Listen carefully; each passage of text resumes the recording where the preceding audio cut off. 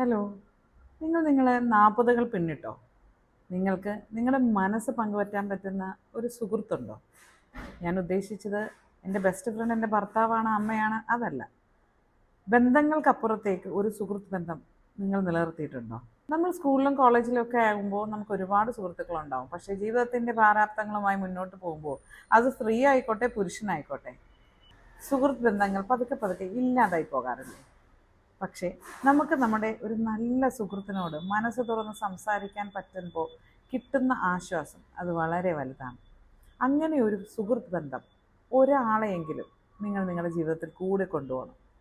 അത് നിങ്ങൾക്ക് വലിയൊരു ആശ്വാസമായിരിക്കും. കഴിഞ്ഞ ദിവസം എൻ്റെ ഒരു സുഹൃത്ത് എൻ്റെ വീട്ടിൽ വന്ന് ഒരുപാട് നേരം സംസാരിച്ച് തീർന്നപ്പോൾ അവൾ പറഞ്ഞു, എനിക്കെന്തോ ഭയങ്കര ലൈറ്റർ ഫീലിംഗ് ആയി.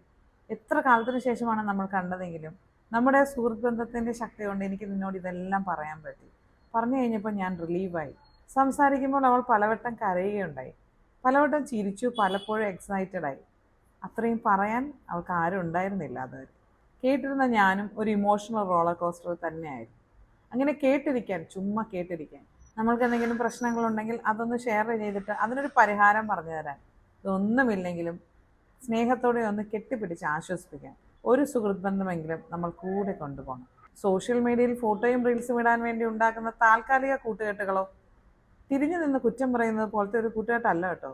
വളരെ സ്നേഹമുള്ള, ഊഷ്മളതയുള്ള, എവിടെ നിർത്തുന്നു അവിടെ നിന്ന് വീണ്ടും തുടങ്ങാൻ പറ്റുന്ന സുഹൃത്ത് ബന്ധം എല്ലാവർക്കും ഉണ്ടാവും.